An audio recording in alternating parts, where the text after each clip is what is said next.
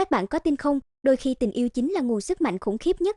Chương này, chúng ta sẽ chứng kiến Hoắc Vũ Hạo bùng nổ như thế nào khi sử dụng một chiêu thức đặc biệt, một chiêu thức gắn liền với người con gái anh nhớ thương từng giây từng phút, và hậu quả của trận chiến này, nó sẽ làm rung chuyển cả chiến trường. Lúc này trận chiến giữa nhóm Hoắc Vũ Hạo và Cùng Ngưu Đấu La Vương Dịch đang vào giai đoạn căng như dây đàn. 8 người họ luân phiên tấn công, phối hợp ăn ý như một tổng chỉ huy giỏi đang điều khiển, mà thực ra đúng là vậy, Hoắc Vũ Hạo chính là người điều khiển tinh thần toàn đội. Nhưng Vương Dịch không phải dạng vừa đâu nhé. Ông ta có liệt diễm thiên la, chiếc áo giáp hồn đạo khí xếp hạng 12, cộng thêm cả đống thiên la châu để phòng thủ, tưởng chừng như bất khả xâm phạm rồi. Và rồi, từ tam thạch lên đòn đầu tiên với Huyền Vũ chân thân kết hợp Hoàng Kim Đại Mão. Cái đòn này mạnh thật, nhưng chỉ làm Vương Dịch chao đảo chút thôi. Tiếp theo là Giang Nam Nam với Nhu Cốt Tỏa và Vô Địch Kim Thân, hai thần kỹ đặc trưng của cô nàng xuất hiện luôn, nhưng vẫn chưa đủ. Và đến lượt Hoắc Vũ Hạo, lúc này không khí như đông cứng lại. Anh chàng tung ra một chiêu mà ai nhìn cũng phải choáng, đó là Hạo Đông Chưởng. Chiêu này đặc biệt ở chỗ nào? Nó chứa đựng tình cảm của Hoắc Vũ Hạo dành cho Vương Đông Nhi đấy.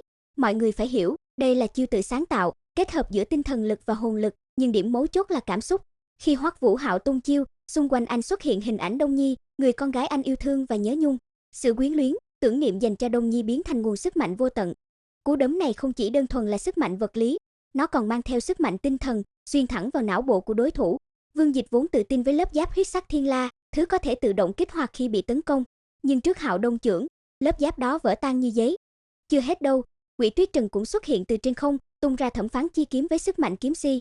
Còn nhớ không, Hoắc Vũ Hạo cũng có Hoàng Kim Long Thương, thanh thương từng chứng kiến cái chết của Vương Thu Nhi. Thanh thương này không chỉ tấn công mà còn hút sinh lực của địch để bổ sung cho mình. Kết quả, Vương Dịch, một phong hào đấu la cấp 9 đầy uy thế, bị đánh bại hoàn toàn. Ông ta giãy giụa trong vô vọng, nhưng rồi cũng phải ngã xuống. Một đấu la rơi vào tay địch lần đầu tiên trong lịch sử Nhật Nguyệt Đế quốc đấy nhé. Sau trận chiến, Hoắc Vũ Hạo có vẻ kiệt sức. Sử dụng Hạo Đông Chưởng không phải chuyện đơn giản, nó tiêu hao cả tinh thần lẫn cảm xúc. Hắn cần thời gian để hồi phục.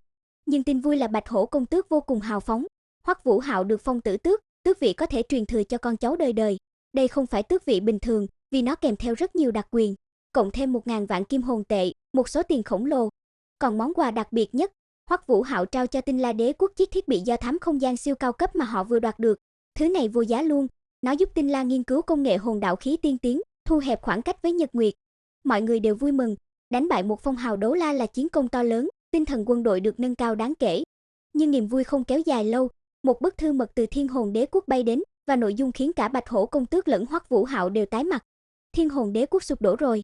Chỉ trong vòng 10 mấy ngày, Nhật Nguyệt đã công hãm được 1/3 lãnh thổ. Thiên Đấu Thành, thủ đô của họ, thất thủ, tông chủ bản thể tông trọng thương không rõ sống chết. 6 hồn đạo sư đoàn của Thiên Hồn Đế quốc bị tiêu diệt 4, chỉ còn 2 đoàn che chở hoàng thất chạy về phía đông. Lực lượng Nhật Nguyệt đầu tư vào trận này, 30 vạn đại quân, 7 hồn đạo sư đoàn, trong đó có 4 thú vương cấp đoàn.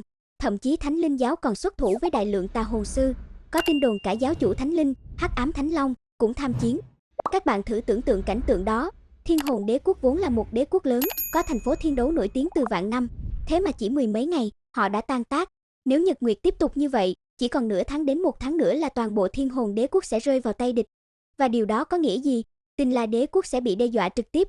Thậm chí Sử Lai Khắc học viện, nơi đào tạo anh tài của 3 nước, cũng có thể bị uy hiếp. Khủng hoảng chưa từng có đang đến gần.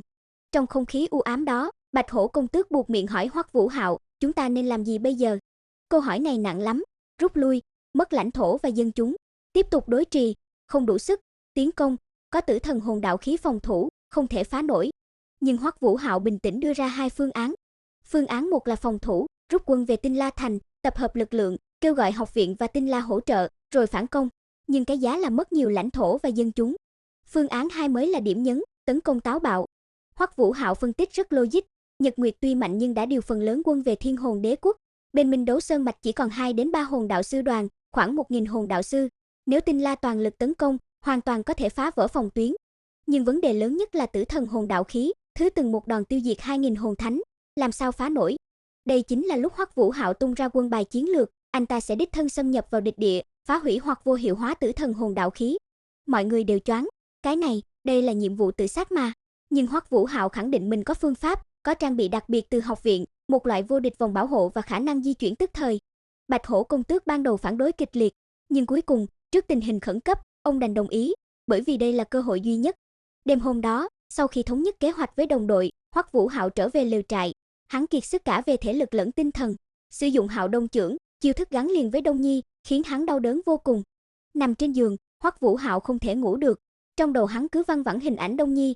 Đông Nhi, muội thật sự còn sống chứ? Nếu muội thật sự đã ra đi, vậy hãy dẫn ta cùng đi, đừng để lại ta một mình trên thế giới này.